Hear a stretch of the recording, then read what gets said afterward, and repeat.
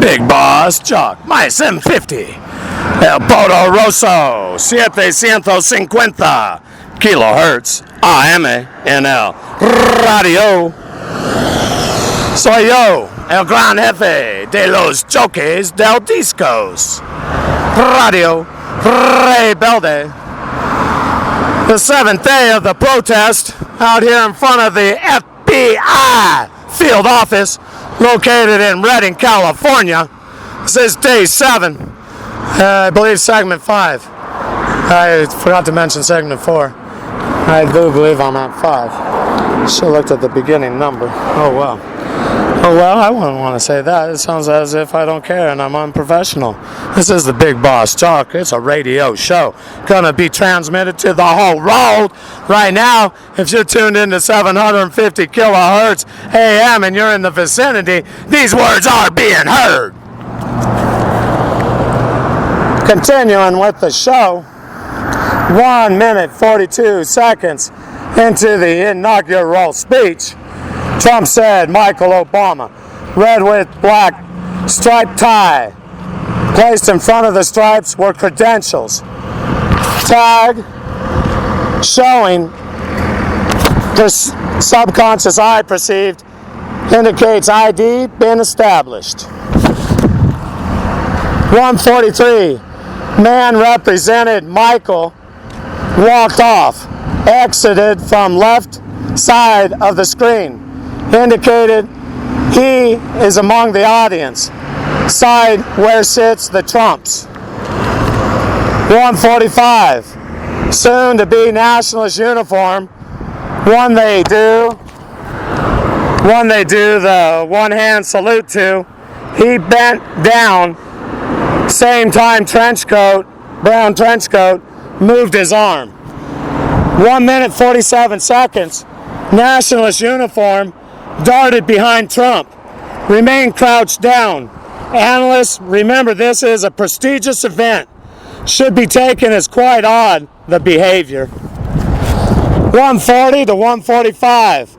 The two men walking down the stairs to the side of their view, to the side of their new commander, signified they lacked respect. They are disciplined, knew better. Protocol, they should have walked down directly behind Trump. They're military. This is one of the most prestigious Yankee events. 1 minute, 48 seconds. A lot of action happened. Nationalist uniform. His head reappeared. Cap is seen over Trump's right shoulder. Man sitting behind brown trench coat made a move. His glove hand slid down the banister. Is right over the brown trench coat's shoulder. In front of the trench coat, there was movement. Another figure in a dark coat appeared. 1 minute, 50 seconds. Figure in dark coat entered more into the screen. Caucasian woman, brunette, handed a note. Gave the letter to the gloved hand on the banister. This signified the nationalist uniform gave the message. His actions by crouching down, disappearing, then only to reappear, same time brunette appeared with the letter in hand, meant the nationalist uniform had given her the message. She was a conduit giving the message to the hand representing the African Americans. Reason the hand represented the African Americans is because the black incursion into the red of the carpet often moved at the current times with Trump's words. Analysts use the black of the figure's clothes to represent the African American community. The one who's behind the brown trench coat? The code giver wanted us not to see the race of the hand.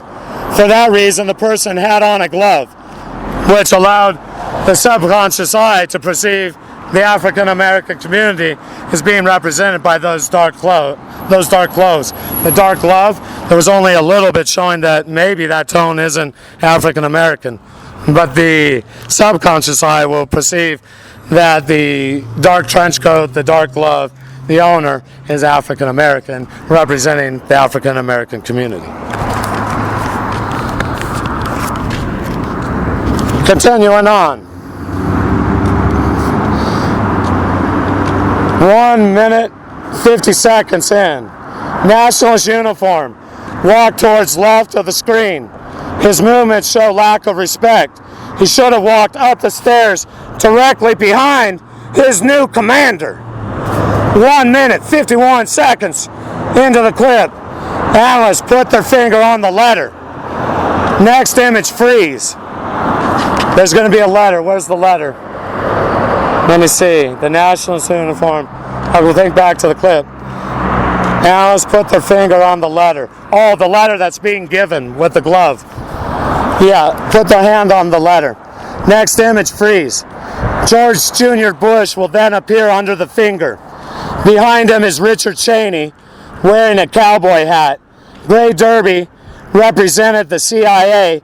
Next to the Gray Derby is a crime family Theodora. Hillary is seen looking away to the left-hand side screen. And that image, they're all in it. They're all up here. 152. Barry Soetoro appeared middle of the screen. Pay attention to the hand that appears to Hillary's left-hand side.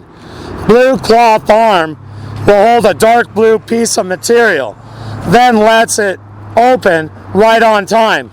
Watch the person's hand. Hang on, movement. Remember, dark imperial blue also represents Barry's group, not only Hillary's campaign aqua blue color. I'm changing the pages here. Hang on, be patient with me. Mark Barry's head. Analysts, don't be fooled. That's that dark piece of material being held in the hand by Hillary's head. The movements are computer generated. From Hillary looking away to the blue cloth arm. 1 minute, 53 seconds.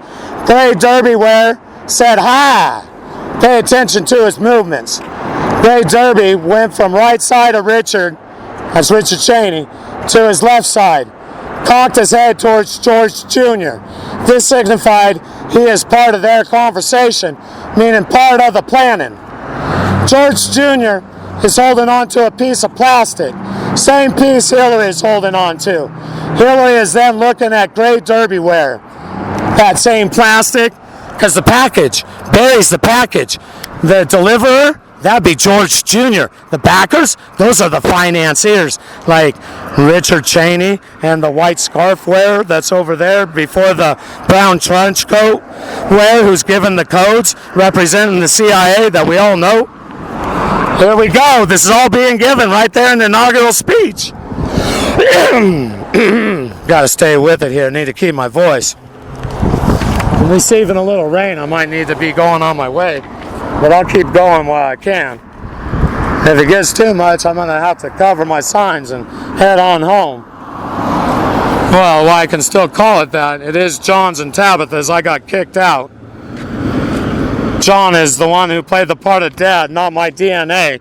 Mentioned that to Tabitha, and she's pretending that his sperm really was our mother's egg, and that's me. I mean, because she is only my half-sister, that's why she didn't mind kicking me out. That's when the gamma ray was pressed. That was mentioned over and over again. And then, well, maybe it wasn't even Mom's egg. Maybe it got mixed up that day. I'm the one that got left at the orphanage. I got left at the... Well, I got taken to the orphanage. That's when I was 6.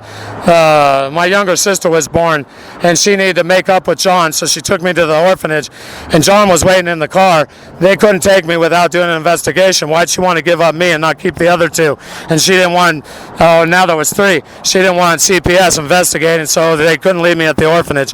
When I was 2, she left me next to the dumpster in the stroller, and the men who sexually assaulted me at the tire shop, well, maybe one of them would want to take me home. They didn't. They called the police, and the police got a hold of her and asked her, why did she leave me next to the dumpster? So she had to take me back home. Yeah, I'm the turd that clings on, the floater, the one in the toilet that never goes out to the sewer. All my life, John, when he'd show up, oh, I see you brought the floater. Yeah, I had to bring him. Paula insisted. This is my life, and everyone's pretending it never happened. It was all by design. My blood is Himmler's bloodline. Himmler. Yeah, I'm Himmler's bloodline. Class of 61, Boise High. Mom's Oh, a friend, since she grew up at the Riviera Hotel in Cuba. It's all part of the story. Grandpa had a secret partner named Meyer Lansky. He was the owner, operator, the one that ran the hotel. And everyone knew who the secret partner was. Well, Hans, back in that day, he lived in Argentina, was establishing his new identity with his parents. His dad, a Third Reicher out of the camps. They first went to Uruguay and then entered into Argentina, established their false identity, and immigrated to Boise, Idaho. Well, John, was deceived, thought that was her first man, so he had great jealousy for the German, who he knew about the story that he was actually a Nazi, and his name had been changed. He goes by Humberto, his Argentina name. And instead of being von Brunner, he's Brown, I think, or Brun. I don't know. Class of 65, you'll know him. He's the only Humberto, I do believe. Yeah, he's the one. Oh, he'll be at the church. No, I have nothing to do with him. Yeah, I mean, other than DNA. And he's at the top of the pyramid. Not the top, well, he's one of the top. He said thanks. I hope further his career in the pyramid. I mean, he was already up there. He's just done a lot better being my DNA. Well, just so you can get to know me a little better, I'm the turd, the Klingon. Well, I'm about to get flushed down into the sewer because John will be gone, and then I can't stay in the house any longer. My history? Hey, Winston, can you give me an update on my history? Hang on a second. Oh, yeah. Okay, I got my history. It's that I've never done anything in my life other than smoke marijuana, and I was a wannabe drug dealer. I never did anything other than be irresponsible. I had a daughter. I didn't play her father. I did nothing but a deadbeat dad.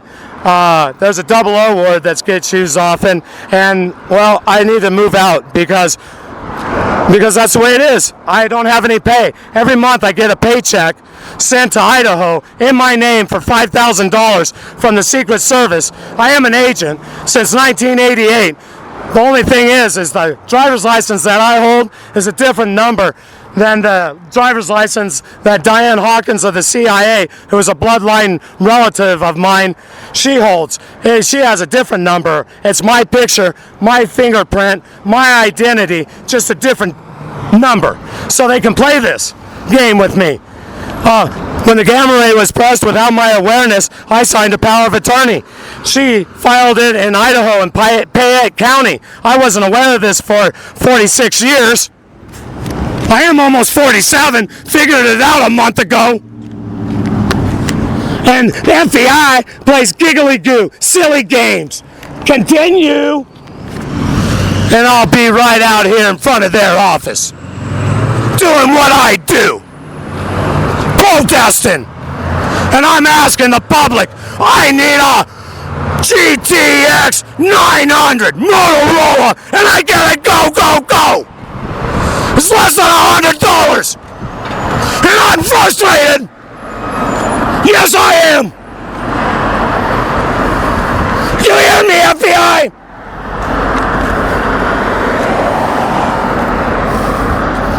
And I'm asking that the public, someone out there, takes a risk. Why don't you park across the street and key a mic for 2 minutes, see what happens. And then maybe you can invest under $100. I can pay you back 54 of them. What do you say? No, tired of being their slave. And I'll repeat it another time. They're waiting for me to die. I receive no health care. I'm a highly decorated soldier.